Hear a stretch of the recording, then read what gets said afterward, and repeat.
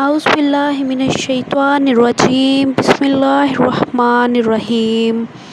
السلام علیکم معزز سامعین،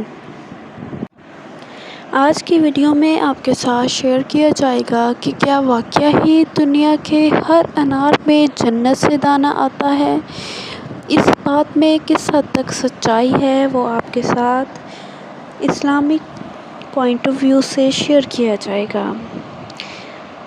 حضرت ابن عباس رضی اللہ تعالیٰ عنہ نے انار کے ایک دانے کو اٹھایا اور اس کو کھا لیا۔ ان سے پوچھا گیا کہ آپ نے یہ کیوں کھایا؟ تو حضرت ابن عباس رضی اللہ تعالیٰ عنہ نے فرمایا کہ مجھ تک یہ بات پہنچتی ہے کہ زمین کے ہر انار میں جنت کے دانوں میں سے ایک دانہ ڈالا جاتا ہے، شاید کہ یہ وہی ہو۔ طبرانی بسند صحیح سے یہ لیا گیا ہے۔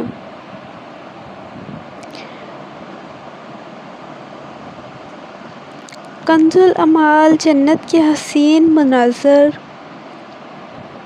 میں بھی بیان کیا گیا ہے کہ اس ارشاد کو نبی کریم صلی اللہ علیہ وآلہ وسلم سے مرفوعاً بھی روایت کیا گیا ہے کہ جنت کے دانوں میں سے دنیا کے ہر انار میں ایک دانہ ڈالا جاتا ہے۔